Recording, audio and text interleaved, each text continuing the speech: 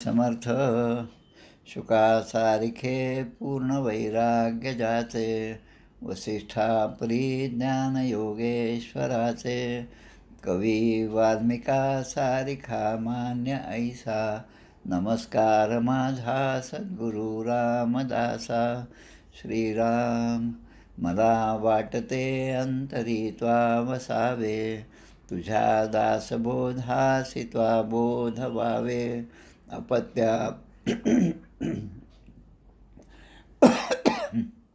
अपत्यापरी पाववी प्रेमग्रासा, महाराज या सद्गुरु रामदासा.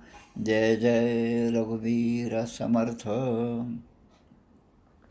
श्रीकृष्ण गोविंद हरे मुरारे, हे नाथ नारायण वासुदेव, प्रद्युम्न दामोदर विश्वनाथ, मुकुंद विष्णोर्भगवन् नमस्ते. सच्चिदानन्दरूपाय विश्वोत्पत्त्यादिहेतवे, तापत्रयविनाशाय श्रीकृष्णाय वयं नुमः. कृष्णाय वासुदेवाय हरये परमात्मने, प्रणतक्लेशनाशाय गोविन्दाय नमो नमः. वसुदेवसुतं देवं कंसचाणूरमर्दनं, देवकी परमानन्दं कृष्णं वन्दे जगद्गुरुं. कृष्णकमलपत्राक्षं पुण्यश्रवणकीर्तनं, वासुदेवं जगद्योनिं नौमि नारायणं हरिं. कृष्ण कृष्णेति कृष्णेति यो मां स्मरति नित्यशः, जलं भित्त्वा यथा पद्मं संसारात् उद्धराम्यहं. कृष्णाय वासुदेवाय देवकीनन्दनाय च, नन्दगोपकुमाराय गोविन्दाय नमो नमः. नमः पङ्कजनाभाय नमः पङ्कजमालिने, नमः पङ्कजनेत्राय नमस्ते पङ्कजाग्रे. गोपाल कृष्ण भगवान की जय. जय जय रघुवीर समर्थ. श्री भगवान उवाच, ज्ञानं परमगुह्यं मे यद्विज्ञानसमन्वितं, सरहस्यं तदङ्गं च ग्रहाणगदितं मया. यावानहं यथा भावो यद्रूपगुणकर्मकः, तथैव तत्त्वविज्ञानमस्तु ते मदनुग्रहात्. अहमेवासमेवाग्रे नान्यं यत्सदसत्परं, पश्चादहं यदेतच्च यो वशिष्येत सोऽस्म्यहम्. घृतेऽर्थं यत् प्रतीयेत् न प्रतीयेच्चात्मनि, तद्विद्यादात्मनो मायां यथा भासो यथा तमः. यथा महान्ति भूतानि भूतेषुच्चावचेष्वनु, प्रविष्टान्यप्रविष्टानि तथा तेषु न तेष्वहम्.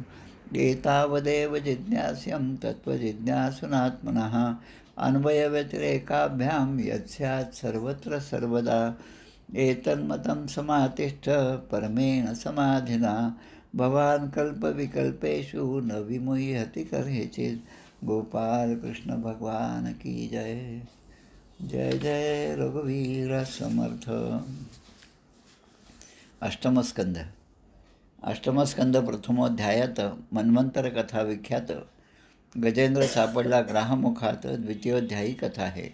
तृतीयात गजेंद्रकृत स्तुती, पावला संकष्टमुक्ती, गजग्राह पूर्वकथाती. चतुर्थोध्यायात ब्रह्मदेवताकृत भगवस्तुती, पंचमोध्यायी निवेदलिती, देवदैत्य सागर मंथती. षष्ठाध्यायी कथा, सिंधू मंथन शिवविषपान. सप्तमात निवेदन, मोहिनी अवतार ग्रहण.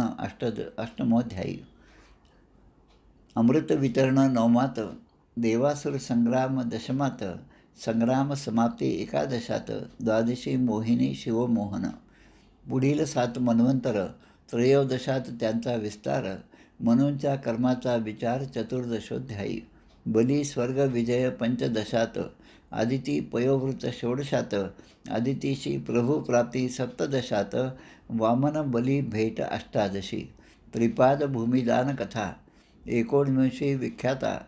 द्विपादे जिंकी विश्वसत्ता. 22व्यात वामन बलिबंधन. 21 बली मुक्तता. 22 बलीशी सुतलप्राप्ती. 23 24 मत्स्यावतार कथा. गोपाल कृष्ण भगवान की जय. जय जय रघुवीर समर्थ.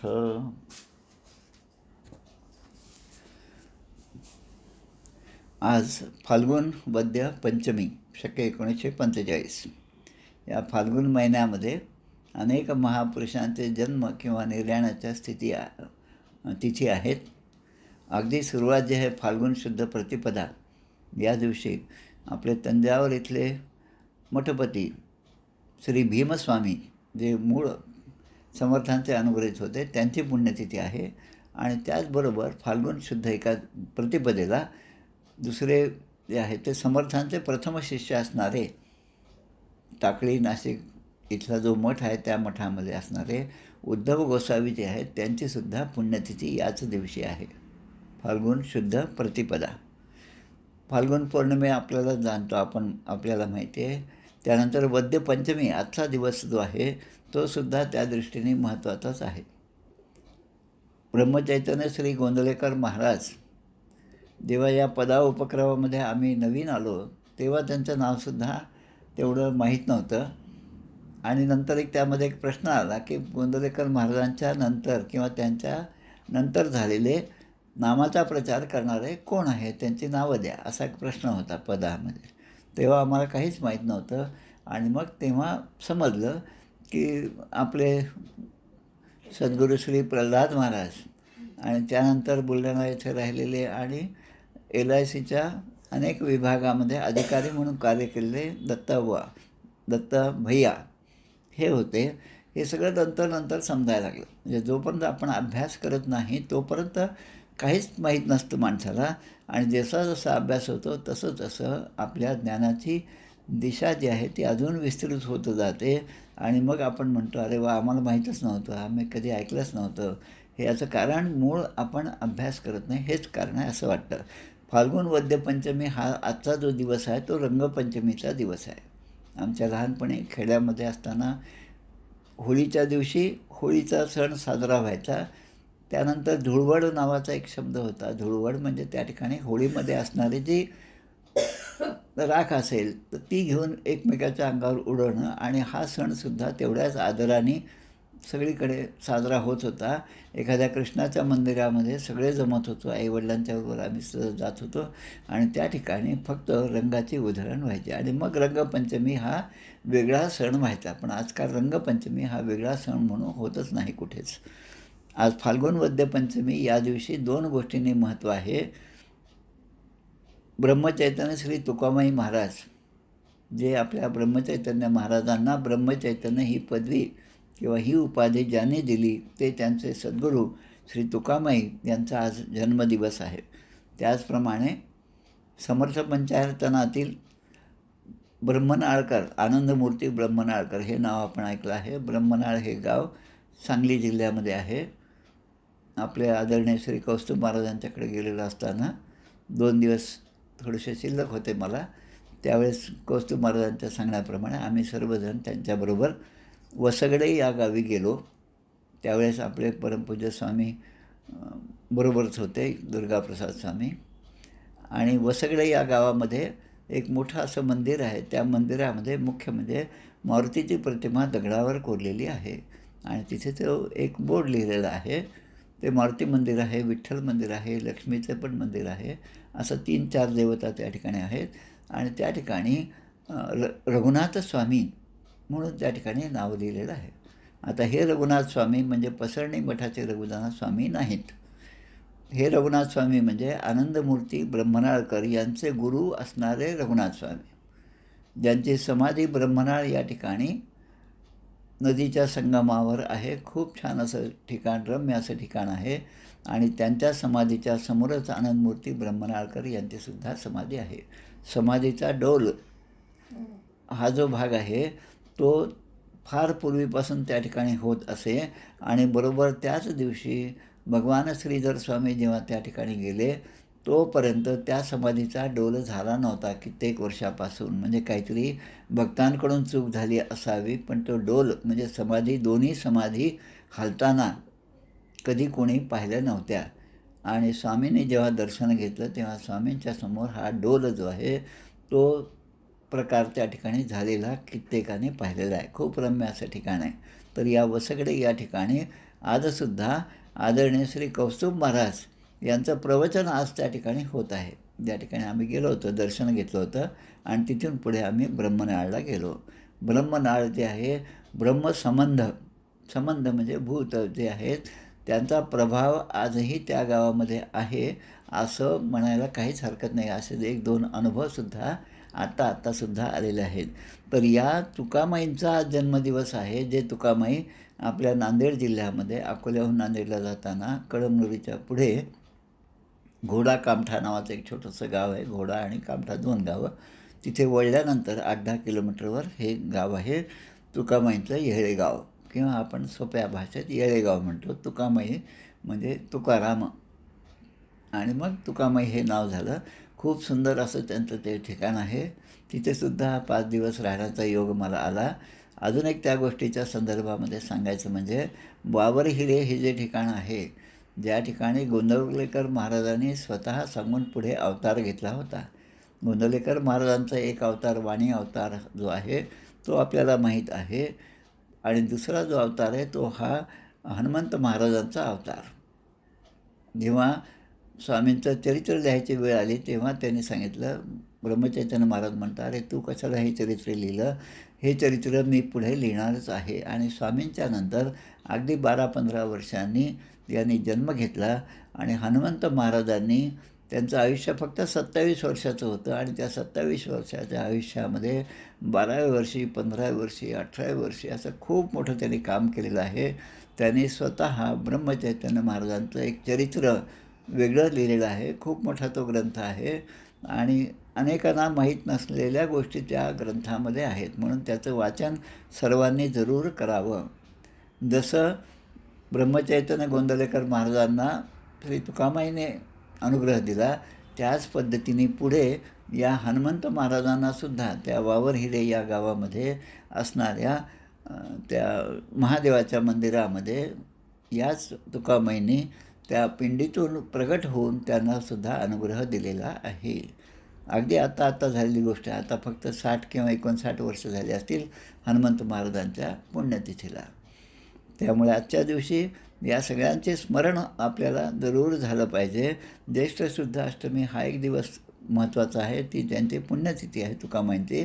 त्यावेळेस मी श्रीराम महाराजांच्याकडे बडवाला त्यांच्या मठामध्ये होतो. ज्येष्ठ शुद्ध अष्टमी होती. माझ्या सवयीप्रमाणे त्यांचं चरित्र वाचायचं राहून गेलं होतं, म्हणून त्यांच्या त्या ग्रंथालयातून ते चरित्र आणून त्याचं मी वाचन केलं. महाराजांना त्यावेळेस श्रीराम महाराज होते, महाराजांना काही माहीत नव्हतं, पण सहज दुसऱ्या दिवशी महाराजांच्याबरोबर बसलेलं असताना मी म्हटलं, आज तुकामाईंची पुण्यतिथी आहे. म्हटलं, हो. तर महाराज मला एवढंच म्हणाले, हो तुम्ही ते ग्रंथालयातून पुस्तक घेतलं, मला समजलं म्हणे. आज त्यांचंसुद्धा स्मरण आपण केलं पाहिजे. आता आपण मूळ विषयाकडे येऊया. काल आपण पाहिलं की या 7व्या अध्यायामध्ये हलाहल काळकूट असं विष जे आहे ते आपल्या भगवान शंकरांनी प्राशन केलेलं आहे. बहुल रजसे विश्वोत्पत्तो भवाय नमः, प्रबल तमसे तत्संहारे हराय नमो नमः हा श्लोक पण आपण काल पाहिला. आणि श्री भगवद्गीतेमध्ये 10व्या अध्यायामध्ये भगवंतांनी आपल्या अनेक विभूती सांगितलेल्या आहेत. त्यामध्ये ते म्हणतात, प्रल्हादश्चास्मी दैत्यांमध्ये प्रल्हाद ही माझी विभूती आहे आणि काल कलयताम अस्मी, हे काळकूट विष जे आहे ते सुद्धा माझीच विभूती आहे. मृगाणांच मृगेंद्रोयम वैनतेयश्च पक्षिणाम, पक्ष्यांमध्ये वैनतेय विनीताचा पुत्र म्हणजे गरुड ही सुद्धा माझी विभूती आहे. तर हलाहल विष जे प्राशन केलं ते सुद्धा याच प्रभावाने केलं की रामनाम बहुत पाहिले खरे, परंतु दोन्ही अक्षरे चुकेल यमयातना, श्रीराम राम हे म्हणा. म्हणजे खरे आद्य रामदासी जो कोण असेल तर ते भगवान शंकरच आहेत. आता या ठिकाणी पीते गरे वृषांकेण प्रीतास्ते अमरदानवाहा, मन्मथस तरसा सिंधुम हविर्धानी ततो भवत, म्हणजे ततो अभवत. म्हणजे शंकराने विष पिल्यामुळे सगळ्यांना खूप आनंद झाला, देवांना आणि असुरांनासुद्धा. आणि आता पुन्हा समुद्रमंथन करायला त्या कामाला त्यांनी पुन्हा सुरुवात केली. तेवढ्यात त्यामधून कामधेनू ही गोमाता प्रगट झाली. आता ही कामधेनू जी आहे ती गोमाता असल्यामुळे सगळ्या वैदिक ऋषीने तिचा स्वीकार केला कामधेनूचा. हा अध्याय वाचत असताना गीतेचा 10वा अध्याय समोर ठेवावा आणि भगवंताच्या विभूती कोणत्या कोणत्या आहेत ते सुद्धा तपासत जावं. आयुधानाम अहम वज्रम, धेनूनाम अस्मी कामधूक, प्रजनश्चास्मी कंदर्प, सर्पाणाम अस्मी वासुकी. काल आपण जे पाहिलं, ज्या वासुकीच्या मदतीने हे सगळं समुद्रमंथन चालू आहे, ते वासुकी सर्प जो आहे तो सुद्धा माझी विभूती आहे. आणि धेनूनाम अस्मी कामधूक, ही कामधेनू आहे, ही सुद्धा माझी विभूतीच आहे. अग्निहोत्राला लागणारी सगळी सामुग्री, पंचगव्य, ज्या ज्या गोष्टी लागतात ते पुरवण्याचं काम ही कामधेनू करते. आपल्या मनामध्ये इच्छा असल्या म्हणजे त्या पूर्ण होतात.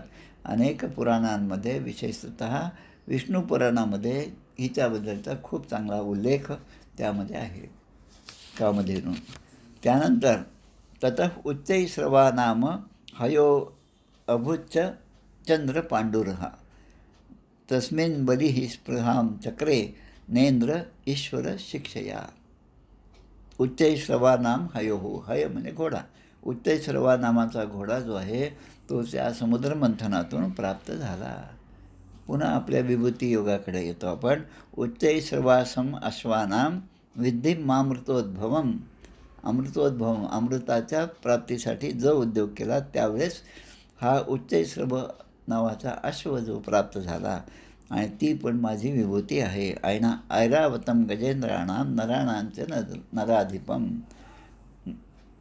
सर्व नरामध्ये, माणसांमध्ये राजा जो आहे ती माझी विभूती आहे. आणि ऐरावत हा जो गजेंद्र आहे ती सुद्धा माझी विभूती आहे. त्यामुळे गजेंद्राचा स्वीकार हा इंद्राने केला आणि हा जो घोडा होता त्याचासुद्धा स्वीकार, कारण तो चंद्राप्रमाणे शुभ्र होता आणि त्याची इच्छा बळीने प्रगट केली आणि त्या बळीराजाने तो घोडा ठेवून घेतला. तेव्हा इंद्राने भगवंताच्या आदेशावरून स्वतःची इच्छा आवरून धरली. भगवंताला असं वाटत होतं की देवांनी हा घोडा ठेवून घेतला पाहिजे, पण आता आपलं काम आणलेलं आहे आणि त्यांना खुश करायचं आहे आणि म्हणून आपल्या मनाच्या विरुद्ध जाऊन भगवंतानी इच्छा व्यक्त केली आणि बलिराजाला तो उच्चैःश्रवा घोडा दिलेला आहे.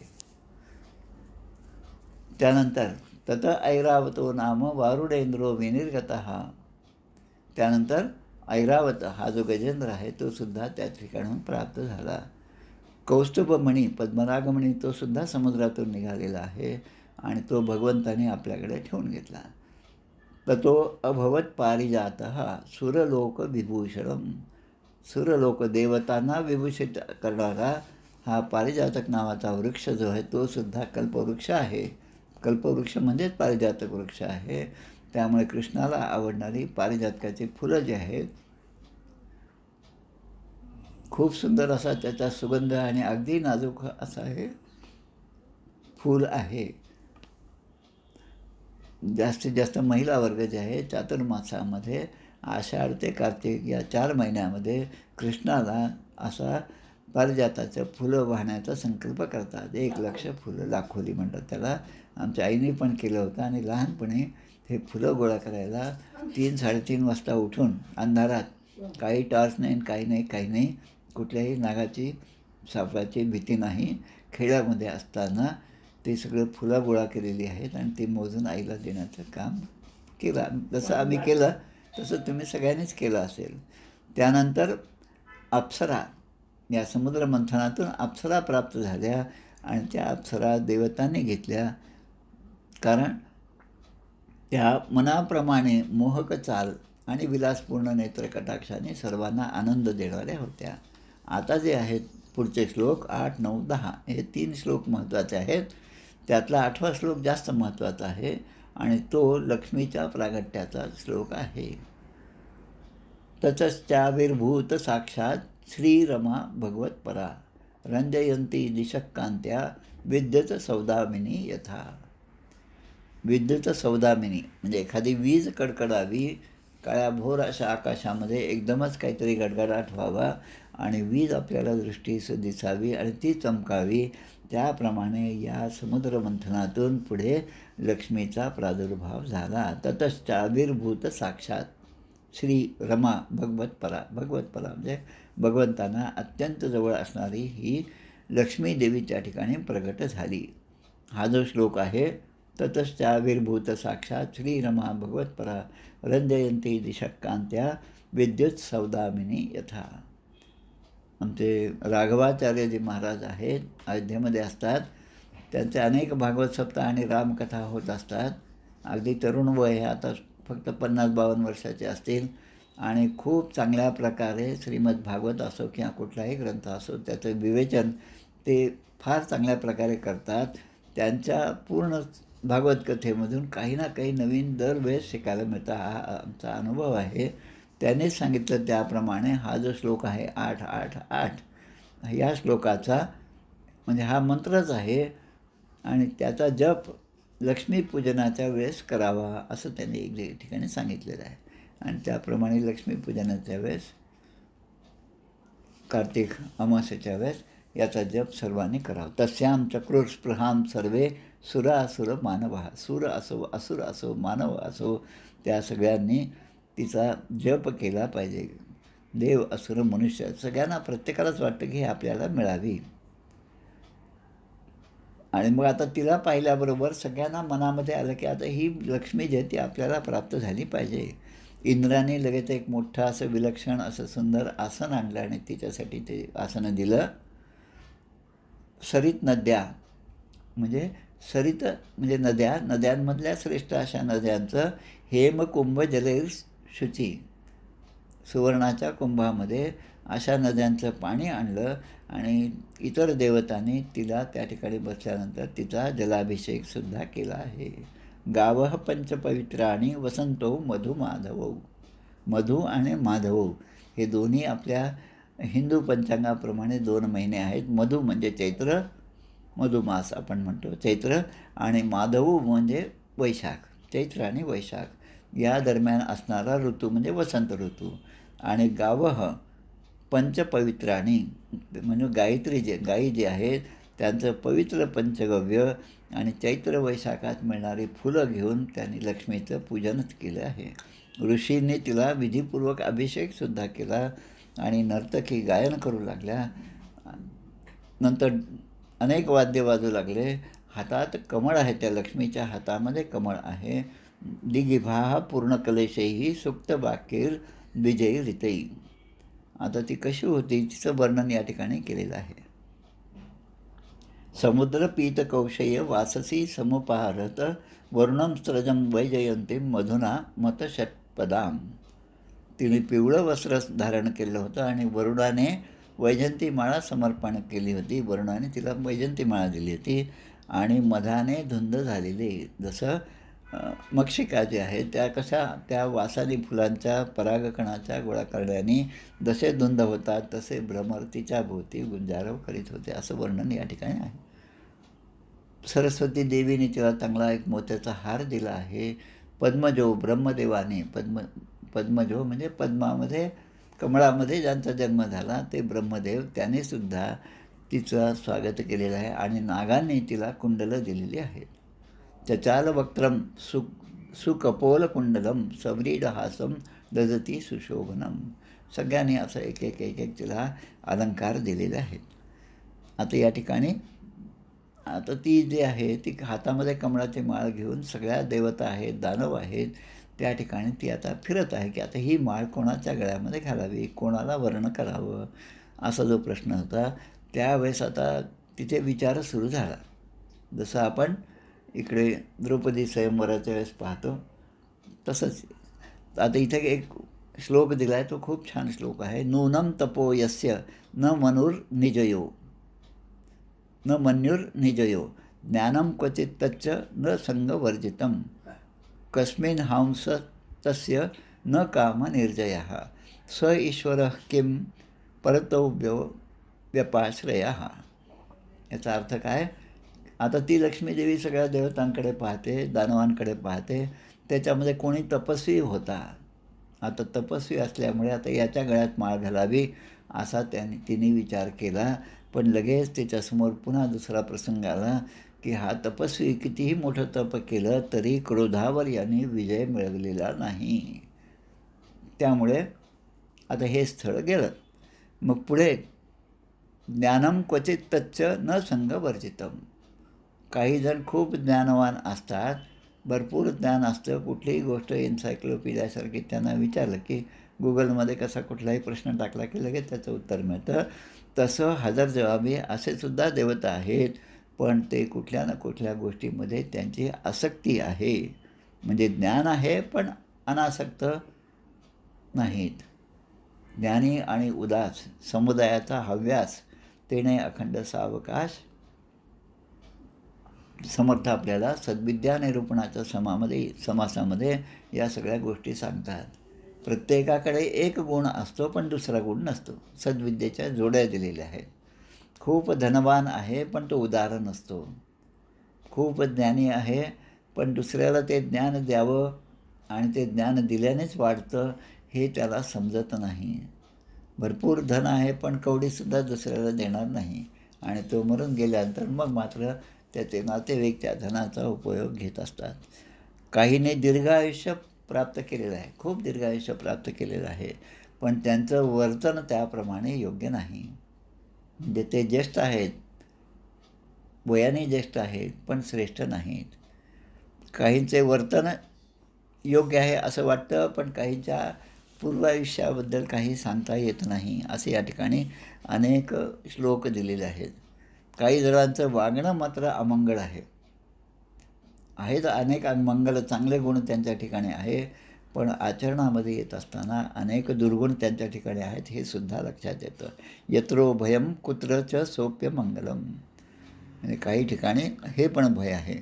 मग लक्ष्मी देवींनी एवढा सगळा विचार केला आणि आपल्याला योग्य असा वर या ठिकाणी कोण असेल तर भगवंतांनाच वर म्हणून तिने निवडले. कारण त्यांच्यामध्ये सगळे सद्गुण आहेत, नित्य वास करतात, सर्व गुणनिधान असे ते भगवंत आहेत, पण प्राकृत गुण त्यांना स्पर्श करत नाही. जसं आपल्याला सद्गुण असतील तर अहंकार आहे, मी किती छान पूजा केली हा अहंकार आहे, माझी भक्ती इतरांपेक्षा किती श्रेष्ठ आहे हा अहंकार आहे. असं प्रत्येक गोष्टीमध्ये जरी गुण असला तर त्या गुणांच्या बरोबर अहंकार हा प्रत्येकाच्या ठिकाणी असतोच. पण आणिमादी सिद्धी म्हणजे या सिद्धींची सुद्धा काही इच्छा करतात, पण भगवंत जे आहेत ते सिद्धी वगैरे सगळं असूनही कशामध्येच ते अडकलेले नाहीत, कशाचीच अपेक्षा करीत नाहीत. आणि लक्ष्मी देवीचं एकमात्र आश्रय असणारे भगवंतच आहेत आणि म्हणून त्याने तिला वरलं. म्हणजे ती कमळाची माळा जी आहे ती त्याने भगवंताच्या गळ्यामध्ये घातली. आता या ठिकाणी 3-4 श्लोक किंवा ओव्या या महत्त्वाच्या आहेत ज्या आपण लक्षात ठेवायला पाहिजे. लक्ष्मी आलियावरी मागील ओळखी विसरी. समर्थ सांगतात मूर्ख लक्षणामध्ये ही ओवी आहे. लक्ष्मी आलियावरी. लहानपणची खूप गरिबी होती आणि पूर्वपुण्याईने आणि आपल्या घरातल्या मोठ्यांच्या आशीर्वादाने मग भरपूर पैसा मिळाला. पण तो पैसा मिळाल्यानंतर मागे जे आपण ज्यांच्याबरोबर राहिलो खेळलो त्यांचा विसर पडला आणि आता मीच धनाने श्रेष्ठ आहे असं म्हणून त्यांच्याकडे जो पाहतो तो सुद्धा मूर्ख आहे असं सांगितलं. म्हणजे लक्ष्मी आली तरी मनाचं स्थैर्य जे आहे ते पूर्वीप्रमाणेच टिकून राहायला पाहिजे. लक्ष्मीचा भरवसा धरी तो एक मूर्ख. म्हणजे आता जी लक्ष्मी आपल्याला प्राप्त झालेली आहे ती अष्टविध लक्ष्मी असं तिचं वर्णन आहे. अष्टविध आणि ती असणं गैर नाही, पण ती चांगल्या पावलांनी आली पाहिजे. म्हणजे कुमार्गाने मिळवलेली नसावी. म्हणून लक्ष्मीचा भरोसा धरी तो एक मूर्ख. कारण ती लक्ष्मी आहे आणि काही ठिकाणी म्हणलेलं आहे की लक्ष्मी ही अत्यंत चंचल असते. आता लक्ष्मी जर चंचल असती तर ती भगवंताच्या हृदयाच्या ठिकाणी भगवंताची सेवा करत भगवंताच्या चरणाचं संवहन करत इतके वर्षानुवर्ष ती त्या ठिकाणी राहिली असती का? आणि म्हणून ती लक्ष्मी चंचल नाही, पण ती प्राप्त झाल्यावर माणूस चंचल बनतो. खिशामध्ये काही नसलं तर माणूस एका ठिकाणी बसून राहतो. तेच त्याला काही पैसे प्राप्त झाले की त्याला असं वाटतं आता माझ्याकडे एवढे पैसे आहेत, आता मी काय करू, आता कोणाला देऊ, काय खर्च करू, कशावर खर्च करू असा एक विचार त्याच्या मनामध्ये सुरू होता आणि मग तो त्या मायेमध्ये गुरफटल्या जातो. आणि आपल्याला समर्थ सांगतात, अंतरी वसता नारायणे लक्ष्मीस काय उणे, ज्याची लक्ष्मी तो आपणे बळकट धरावा. प्रत्यक्ष भगवंताचं स्वरूप आपल्या अंतरंगामध्ये आपण प्रगट करून घेतलं तर मग त्या लक्ष्मीसाठी पुन्हा हिंडत बसायची काही आवश्यकता नाही. कारण अंतरी वसता नारायणे लक्ष्मीस काय होणे, अशा प्रकारे या लक्ष्मीचं वर्णन या ठिकाणी समुद्रमंथनाच्या या अध्यायामध्ये अनेक रूपाने केलं आहे. तिचंच वर्णन या ठिकाणी आहे. जवळपास सगळेच श्लोक तशाच अर्थाचे आहेत. आता या लक्ष्मीला पाहिल्यानंतर ही लक्ष्मी आता ती माळ तर घातली आणि भगवंताच्या जवळ जाऊन उभी राहिली. सविरीड हास सविकन सन्न येन याता, ती भगवंताजवळ जाऊन उभी राहिली. आणि मग शंख तुतारी मृदंग हे वाजू लागले, गंधर्व अप्सरा नाच करू लागल्या, सर्व प्रजापती पुष्पवर्षाव करू लागले. आता इकडे लक्ष्मी देवीने जेव्हा दैत्य आणि दानवांची उपेक्षा केली, कारण दैत्यांना वाटत होतं या लक्ष्मीने माळ मलाच घालावी, दानवांनासुद्धा वाटत होतं, आणि आपली उपेक्षा झाली हे लक्षात आल्याबरोबर स्त्रिया निस्सत्वा लोलुपा राजन निरोद्योगा गतत्रपाः यदा चोपेक्षिता लक्ष्म्या बभुर्दैत्य दानवाः. दैत्य दानवांची उपेक्षा केल्यामुळे त्यांच्या ठिकाणी आत्तापर्यंत जे बल आहे ते सुद्धा ते आता निर्बल झाले. आणि मग असा अथासीत वारुणी देवी कन्या कमललोचना, सुरा म्हणजे मदिरा ही सुद्धा प्राप्त झाली. असुरा जगृहस्ताम वै हरेर अनुमतेन ते, हरेर अनुमतेनं ते म्हणजे देवाच्या अनुमतीने जी मदिरा प्राप्त झाली ती असुराने ठेवून घेतली. आता देवाने अनुमोदन दिलं कारण ही त्यांनाच योग्य आहे, आपल्यासाठी नको. आणि मग समुद्रमंथनाच्या वेळेस जो सगळा उद्योग झाला त्यामध्ये कश्यपैर अमृतार्थीभिही, कश्यपाच्या पुत्रांनी म्हणजे देवांनी दानवांच्या मदतीने जे अमृत मंथन केलं त्यामधून प्रगट झालेला एक अत्यंत अलौकिक असा पुरुष प्रगट झाला. दीर्घ पीवर दोर्दंडम कंबुग्रीवो ऋणेक्षणम श्यामलस्तरुणस्तवी सर्वाभरणभूषित. आता त्या देवताचं वर्णन जो त्या ठिकाणी प्रगट झाला समुद्रमंथनातून म्हणजे आपले धन्वंतरी देवता. धन्वंतरी जयंती आपण साजरी करतो, हा साक्षात विष्णूचाच अंश आहे. सवयी भगवत साक्षात विष्णुर अंश संभव. आणि कसा आहे तर अमृता पूर्ण कलशम बिभ्रत वलयभूषित. त्याच्या मस्तकाच्या मागे असं वलय आहे जे देवतांच्या मागे आपण पाहतो, आणि अमृता पूर्ण कलशम बिभ्रत त्याने ते धारण केले हातामध्ये आहे. धन्वंतरीर इति ख्यात आयुर्वेद दृग इज्ज भाग तमालोक्या सुरा सर्वे कलशम चामृताभृतम. असा धन्वंतरी त्या ठिकाणी प्रगट झाले. आणि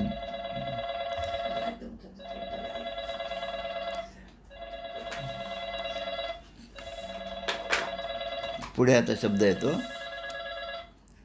विषण्ण मनसो देवा हरिम शरणम आयुः. आता देवताने हे सगळं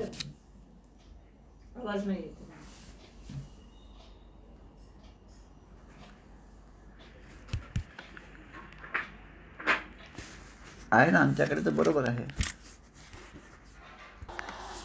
आता आपण कुठे आलो तर विषण्ण मनसो देवा हरिम शरणम आयुः इति तद्दैन मालोक्य भगवान भृत्य कामकृत.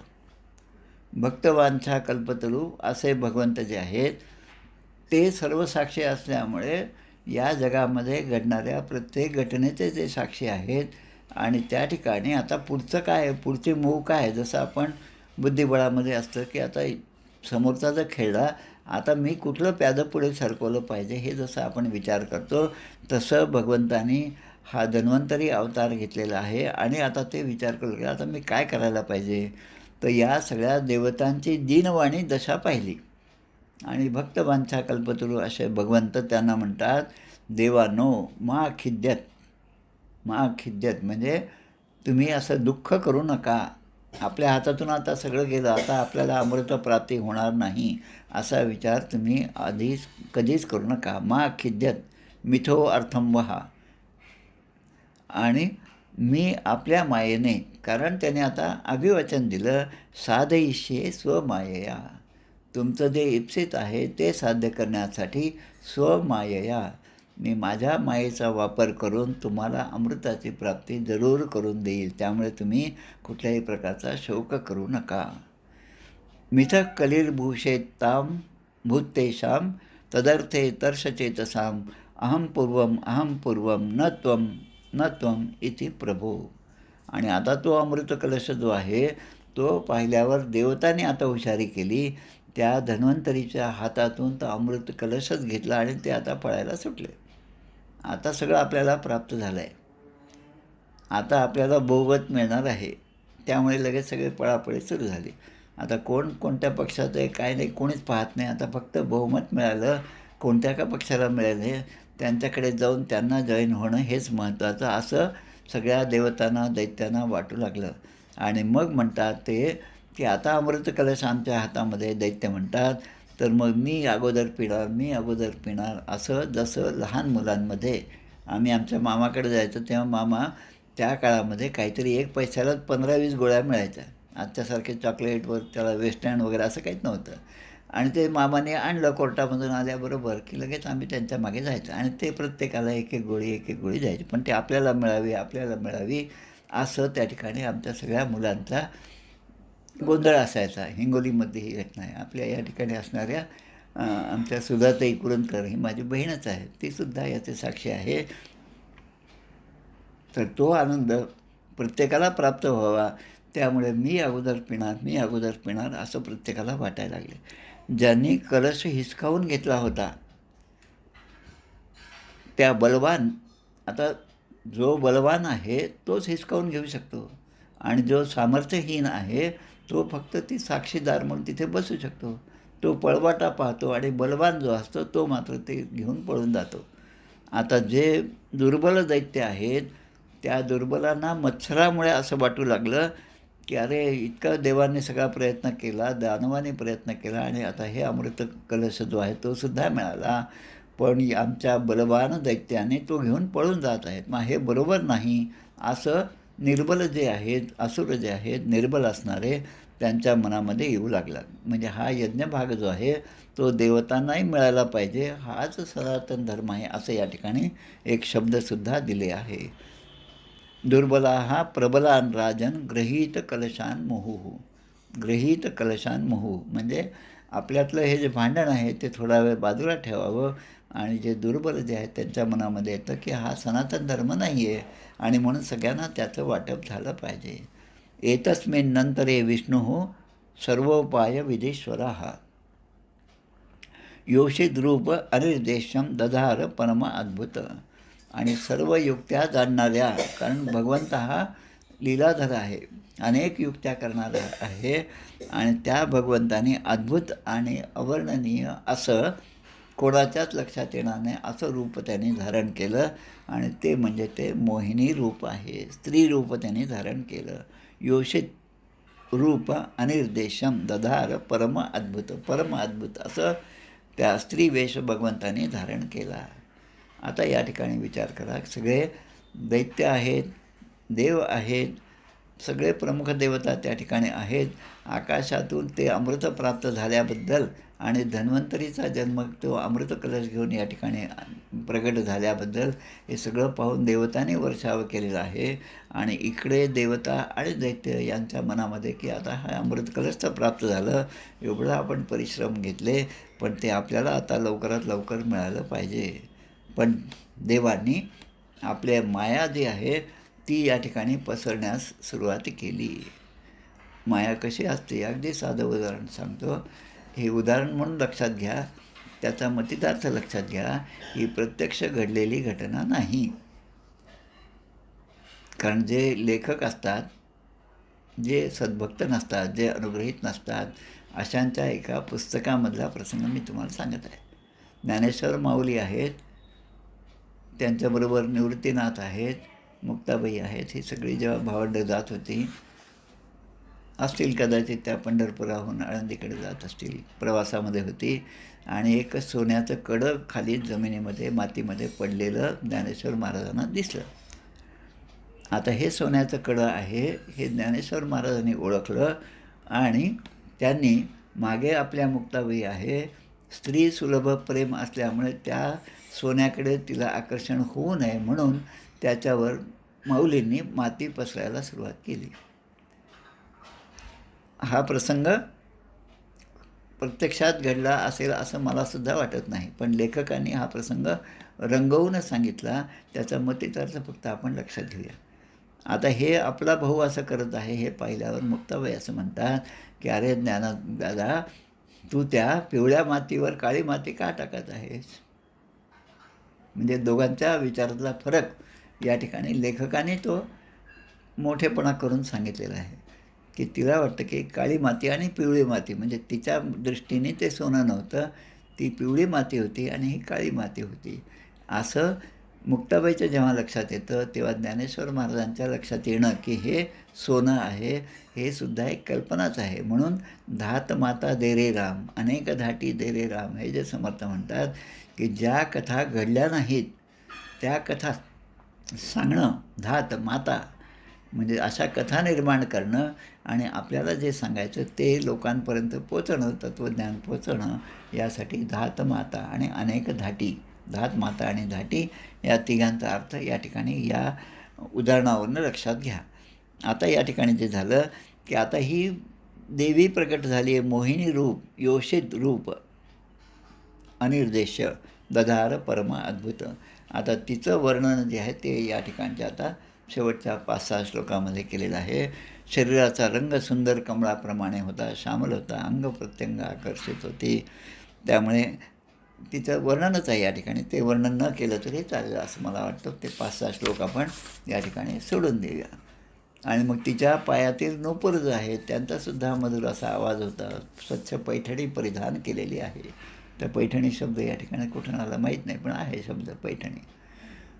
सव्रीड स्मित विक्षिप्त विलासा अवलोकनही. आता त्या मोहिनी अवतारातील भगवंताच्या नेत्रकटाक्षाने मोहिनी रूप धारण करणाऱ्या भगवंतानी दैत्याच्या सेनापतीकडे पाहिलं किंवा एक दृष्टिक्षेप टाकला आणि त्याबरोबर त्या दैत्यांच्या मनामध्ये कामवासना जागृत झाली. म्हणजे भगवंतच सगळ्या गोष्टींची प्रेरणा देतो. चांगल्या माणसाला चांगल्या गोष्टीसाठी प्रवृत्त करणं, त्याला जागा करणं आणि त्याचं जे इप्सित आहे ते प्राप्त होण्यासाठी त्याला परिस्थिती प्राप्त करून देणं, हे जसं भगवंत करत असतात तसंच जे दैत्यवृत्तीचे आहेत, जे असुर आहेत, त्यांनासुद्धा मायेमध्ये अडकवणं हे सुद्धा भगवंतच करतात. आणि त्यामुळे भगवंताच्या अनेक नामांमध्ये, विष्णू सहस्रनामामध्ये भयकृत भयनाशना. आता भयकृत म्हणजे भगवंतच भय निर्माण करतात आणि भगवंतच भयनाशन करतात. भयसुद्धा तेच निर्माण करतात आणि भय निर्माणसुद्धा करतात आणि त्यापासून आपल्याला बाहेरसुद्धा काढतात. दैत्य यूथप चेतस्सु काम उद्दीपयन मुहुः. त्यांच्या ठिकाणी कामवासना जागृत करण्याचं काम या मोहिनी रूपातील भगवंताने केलेलं आहे. अशा प्रकारे हा 8वा अध्याय या ठिकाणी समाप्त होतो. या अध्यायाचं वैशिष्ट्य म्हणजे 8-8-8 हा जो श्लोक आहे तो सर्वांनी लक्षात घ्यावा. लक्ष्मीपूजनाच्या वेळेस जरूर या श्लोकाचा सर्वांनी जप करावा. ततश्चाविर्भूत साक्षात श्रीरमा भगवत्परा रंजयंती दिशः कांत्या विद्युत सौदामनी यथा. 8वा अध्याय या ठिकाणी समाप्त होईल. श्रीमद्भागवते महापुराणे पारमहंस्यां संहितायां अष्टमस्कंधे भगवन् मायोपलंबनम, मायेचं उपलंबन आलंबन, अष्टमोध्याय. हा 8वा अध्याय या ठिकाणी समाप्त होत आहे. आता मोहिनी रूपातील भगवंताकडून अमृताने कसं वाटप केलं हा भाग आपण पुढच्या आठवड्यात पाहणार आहोत. या ठिकाणी आपण थांबूया. आपल्या नेहमीप्रमाणे आरती म्हणूया 1-2 मिनिटात.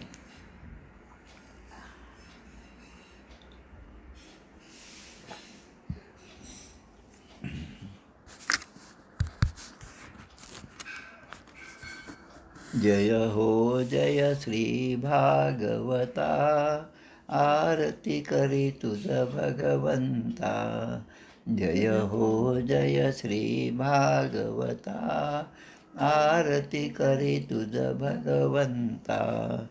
श्री शुक मुनीने परम भक्तीने, नाना परीने गायने जा हरिचरिता.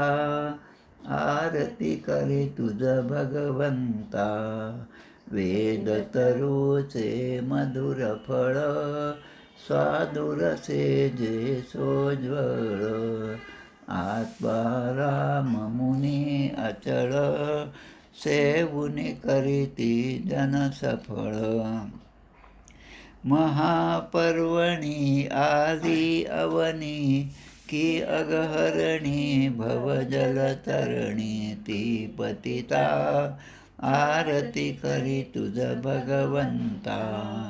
येथे व्यासांची वाणी, सार्थक हरिगुण गावोनी.